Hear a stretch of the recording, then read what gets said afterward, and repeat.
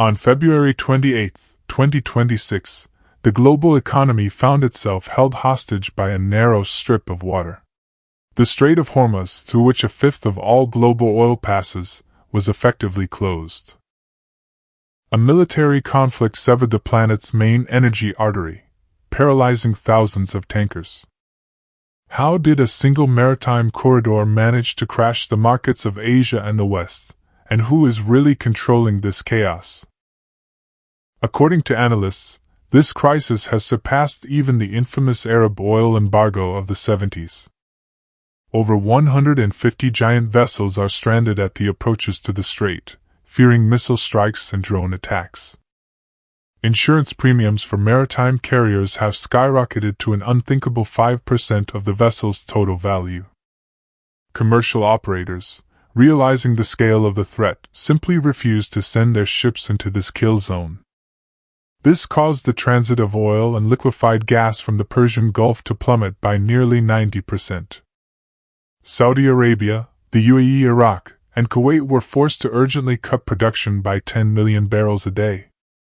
Oil storage facilities overflowed, and the world's largest producers began capping their wells. Asian markets were the first to feel the blow, as almost 90% of the strait's oil was destined exactly there. China, India, and South Korea faced the real threat of their industries and transport networks shutting down. According to official reports, Beijing began emergency tapping into its strategic petroleum reserves to avoid a collapse. Japan, whose dependence on Middle Eastern oil is critical, also activated a phased reserve release protocol. Global financial publications, like Bloomberg and the Wall Street Journal, sounded the alarm, predicting a global recession. Brent crude prices rapidly broke through the $100 per barrel mark, causing panic on the stock exchanges. But oil is only half the problem, as the strait also blocked crucial supplies of liquefied natural gas. Qatar, one of the world's leading gas suppliers, failed to ship a single cargo for the first time in 18 years. European gas prices instantly doubled, reminding markets of the darkest days of the recent energy crisis. In an attempt to quell the panic, the International Energy Agency took an unprecedented step in its history. It announced the release of 400 million barrels of oil into the market from the strategic reserves of member countries. However, experts skeptically note that these reserves will only cover the global deficit for just over 20 days. Alternative routes, such as the Saudi pipeline to the Red Sea, are operating at the absolute limit of their capacity. Their physical throughput simply cannot compensate for the colossal volumes trapped in the Persian Gulf. In business circles and social networks, a theory about the redrawing of the global energy map is being actively discussed. According to one version, a prolonged blockade could mean the end of the old world order and the dawn of a new era of trade routes. Analysts compare this situation to the Suez Crisis, which once irreversibly altered the balance of power across the planet. While diplomats and the military search for a way out, giant tankers continue to drift in the ocean waters like ghost ships. The world holds its breath, knowing that every day the Strait of Hormuz remains idle costs the global economy billions of dollars. But to understand the true nature of the Hormuz trap, we must look back into the archives of the 1980s. Historians call that period the Tanker War, when the waters of the Persian Gulf were literally engulfed in flames. Archival documents indicate that around 450 commercial ships were attacked during that time. The United States had to launch Operation Earnest Will to forcefully escort oil tankers. Today, however, according to one theory, we are witnessing an entirely new, hidden form of hybrid warfare. To blockade the strait in 2026, there was no need to deploy an armada of warships or mine the seabed. A few pinpoint drone strikes were enough to trigger a massive chain reaction of fear. The primary weapon in this siege was not a missile arsenal, but the global maritime insurance market. Financial analysts reassessed the risks overnight, jacking up insurance premiums to 5% of a ship's value. Transit became commercially unviable, and the strait closed itself, as if by the flick of an invisible switch. 4 out of the world's top 5 logistics companies halted their operations in just 48 hours. And now let's see who is suffering the most catastrophic losses in this geopolitical game. India, whose strategic oil reserve is designed for only a few days, found itself on the brink of energy starvation. According to experts, New Delhi is forced to urgently buy up any available shipments on the spot market. Indonesia, once a proud member of OPEC, now rates its 25-day fuel reserves as critical. To somehow stretch their resources, Jakarta is aggressively blending diesel with palm oil. And Pakistan, squeezed in the grip of foreign debt, introduces a harsh austerity regime, closing markets ahead of time. But the most intriguing riddle lies in the behavior of China, the largest buyer of Persian Gulf oil. Official sources state that Beijing spent years secretly amassing reserves exceeding 1 billion barrels. Moreover, according to classified reports, China has been actively building overland pipelines to bypass maritime routes. Is it a coincidence, or did Chinese strategists foresee long ago that the Strait of Hormuz would become a trap? In English-language media, the theory increasingly sounds that the crisis benefits those situated outside this region. West African and South American nations suddenly got the chance to permanently alter the global energy map. Russia, reeling under the pressure of sanctions, paradoxically becomes a lifeline for a starving Asia. Indian refineries have already switched to Russian Urals crude, compensating for the severe lack of Arab oil. Meanwhile in Washington, discussions are underway about reviving the practice of military convoys, just like 40 years ago. But the U.S. Navy admits, escorting every commercial tanker in modern warfare conditions is practically impossible. Thousands of cheap drones and high-speed boats are capable of piercing any defense, no matter how advanced. The cost of security is now permanently etched into the price of every barrel of oil extracted in the Middle East. And while the world counts its losses, shadow players are already carving up markets, preparing for a new global redistribution. But while an oil embargo can be mitigated by reserves, with natural gas, the world finds itself caught in a trap. The Strait of Hormuz is the sole waterway for 20% of all global liquefied natural gas. Qatar, the absolute giant of the gas market, was forced to completely halt production at the Ras Laffan complex. English-language business media exploded with headlines, "A gas collapse is inevitable, and there are simply no alternatives." Prices at European hubs instantly doubled, smashing through the €60 per megawatt-hour mark. Europe, barely recovered from past energy shocks, once again found itself on the brink of industrial paralysis. On social networks and analyst forums, the so-called Plan B is being actively discussed.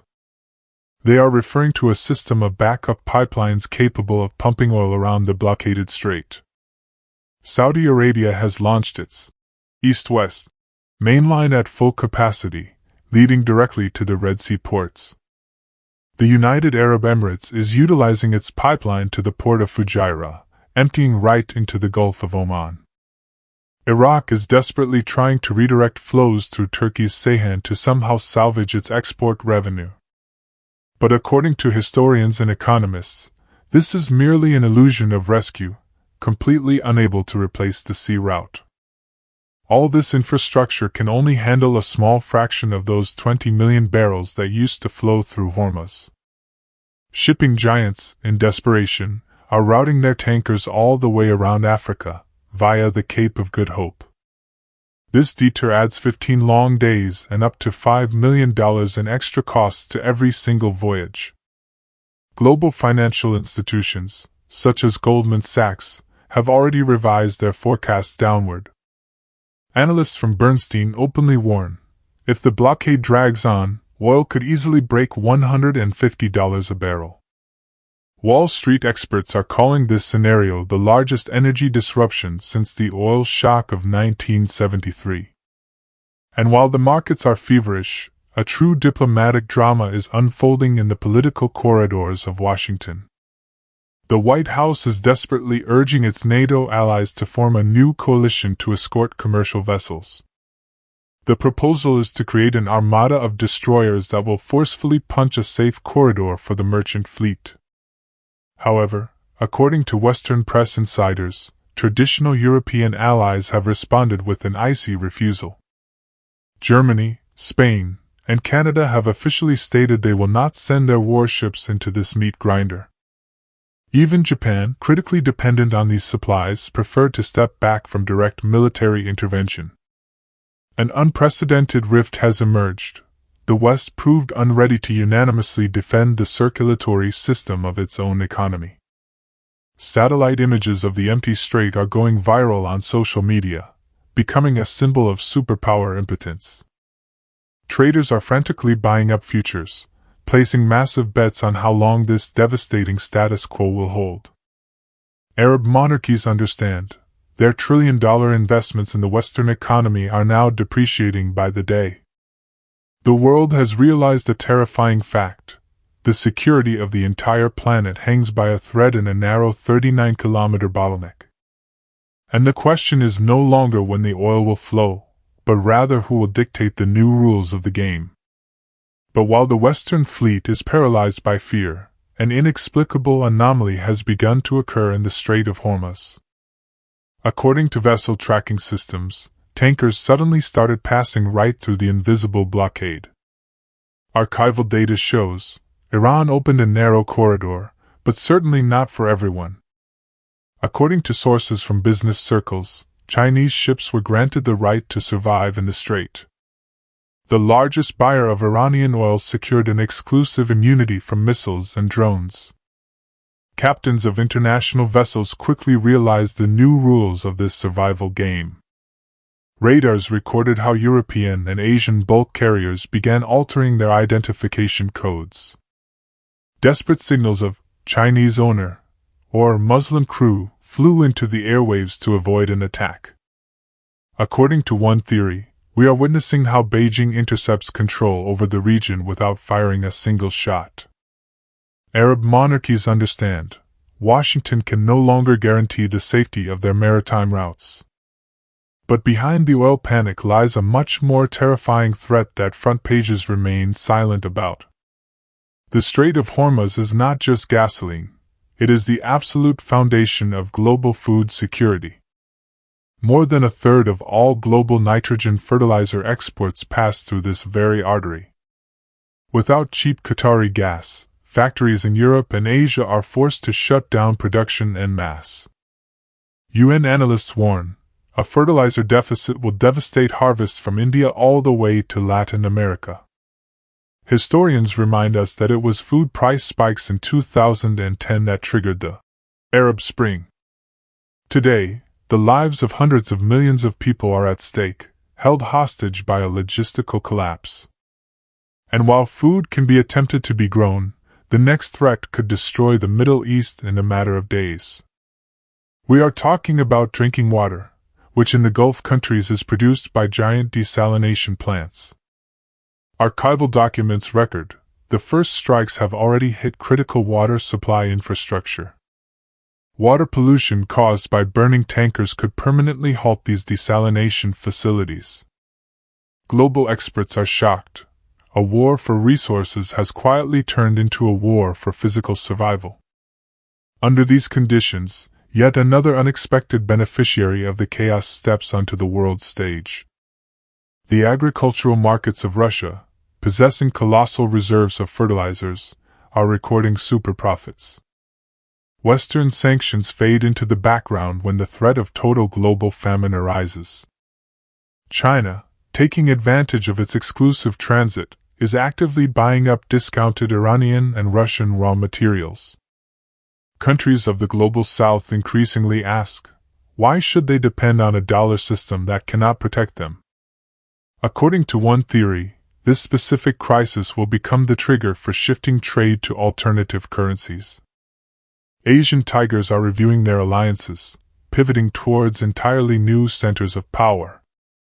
Who will become the architect of the new world when the ash over the Strait of Hormuz finally clears?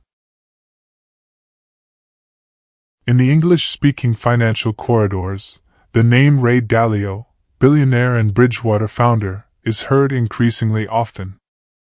His latest forecast landed like a bombshell among the seasoned investors on Wall Street. According to Dalio, the battle for the Strait of Hormuz is not just a conflict over oil, it is the final clash for global dominance. If Iran or any other power can dictate the terms of vessel passage, America will suffer a devastating strategic defeat. Historians draw a direct parallel with the Suez Crisis of 1956. Archival documents show, back then, the loss of control over the canal marked the beginning of the end for the British Empire. Today, the United States risks repeating London's fate, permanently ceding global supremacy to China. And the main strike is aimed not at American aircraft carriers, but at the very foundation of hegemony, the petrodollar. The system, established after the historic oil shock of 1973, has finally cracked. Back then, the Arab embargo quadrupled prices but ultimately tied global trade tightly to the American currency. Today, according to one theory, Tehran is ready to let tankers pass on a single condition: payment in Chinese yuan. Financial analysts warn that this ultimatum could trigger an irreversible process of total de-dollarization. If buyers massively agree to these new rules, the global demand for dollars will collapse dramatically. According to macroeconomist estimates, this will trigger a violent inflationary spiral within the United States itself. The Pentagon realizes the scale of the threat, desperately deploying additional carrier strike groups to the region. However, military experts openly state that a quick, forceful resolution to the Hormuz problem is a dangerous illusion. The strait, squeezed between rocky shores, has turned into a perfect natural fortress, fully controlled from the land. According to Western intelligence, Iran possesses a hidden arsenal of 5,000 naval mines and 3,000 fast attack boats. This asymmetrical threat renders multi-billion-dollar American destroyers and cruisers practically useless. According to press leaks, safely escorting ships would require the physical capture of Iran's entire southern coastline. This means a full-scale ground operation against the nearly 200,000-strong army of the Islamic Revolutionary Guard Corps. The price of such a campaign is years of getting bogged down in Middle Eastern sands, which is absolutely unacceptable for the White House. Therefore, Washington is faced with a heavy choice: get dragged into a destructive war or accept the loss of control. While world leaders hesitate, Saudi Arabia and the United Arab Emirates are urgently shifting their strategies. The Gulf states realize in horror that their gigantic export infrastructure could turn into useless scrap metal. They are accelerating the redirection of supplies through backup pipelines, but their throughput capacity is critically insufficient. A paradoxical situation arises. The world is flooded with oil, but it is tightly locked in a giant regional trap. OPEC's excess capacities, which for decades saved markets from any shocks, now have absolutely no significance. The global economy is rapidly restructuring, permanently severing familiar and reliable supply chains. But who is the mysterious player orchestrating this crisis from the shadows, while keeping their hands entirely clean? The answer lies not in the offices of Washington, but in the strategy of those waiting patiently in the East. According to analysts, China is emerging as the primary beneficiary of the Hormuz paralysis. While Western economies are suffocating from skyrocketing energy prices, Beijing continues to receive its raw materials. Moreover, Chinese companies are actively buying up discounted oil from heavily sanctioned countries. In English-language media, the term perfect storm is increasingly used to describe the destruction of the old market architecture. Russia, cut off from Europe, is suddenly transforming into an indispensable supplier for an energy-starved Asia. Archival documents show no crisis in the past has redrawn global trade routes quite this fast. The United States, forced to stretch its forces dangerously thin, is losing its status as the absolute guarantor of security. If America cannot defend the world's most critical strait, its influence over its allies is melting away rapidly. Saudi Arabia and the Emirates are already reviewing their defense pacts, turning their gaze toward new centers of power. According to one version, we are witnessing the historic moment of a multipolar world being born. The Persian Gulf countries are beginning to realize that Washington's guarantees simply do not work anymore. Experts warn that the very next step will be the abandonment of the dollar in global oil settlements. If transactions through the strait shift to yuan or gold, the financial hegemony of the West will crumble. On social networks, traders are already openly discussing the twilight of the petrodollar era. Europe, deprived of cheap Qatari gas, risks permanently losing its long-held industrial might. Asian giants, such as India and South Korea, are urgently rebuilding their entire supply chains from scratch. No one believes anymore that the old rules of the game will ever return to normal. Even if military action cease tomorrow, trust in the Hormuz route has been undermined forever. Insurance companies are highly unlikely to ever drop their rates back to pre-war levels.